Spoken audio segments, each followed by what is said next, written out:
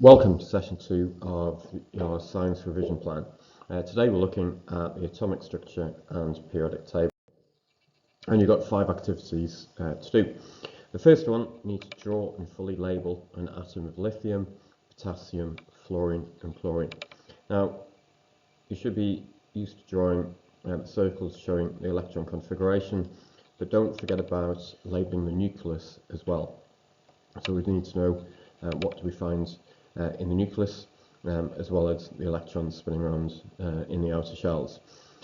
Second activity, you need to draw the table of the mass and charges of protons, electrons and neutrons.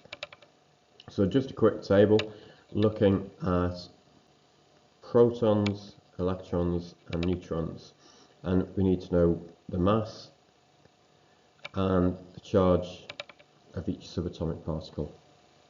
And then the third activity is to explain why potassium is more reactive than lithium.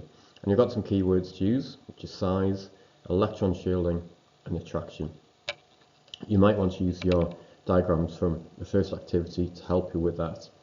Likewise, with activity 4, you'll need to use those diagrams again, because you're going to explain why fluorine is more reactive than chlorine. You also need to use the same keywords, which are size, electron shielding and attraction. And then the fifth activity is to describe how our understanding of the structure of the atom has changed since Dalton's billiard ball model of the atom all the way up to the Chadwick's model. So don't forget, Dalton with his billiard ball model, you're going to be talking about the plum pudding model and then the nuclear model, and like I said, finishing with James Chadwick's work. You need to complete that work in your red chemistry books, and you need to bring it to your next science lesson where your science teacher will be checking. Okay, so question 6, you're going to compare an element with a compound and a mixture.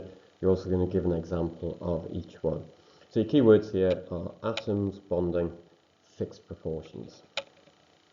And question 7, I'd like you to describe the 5 separation techniques and talk about when you'd use each one.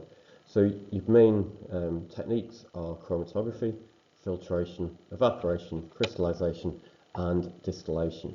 So how would you use them? Give an example. And then finally for this session, question number 8, you're going to describe why Mendeleev's periodic table was accepted very quickly. Your keywords here are atomic weight, properties and gaps.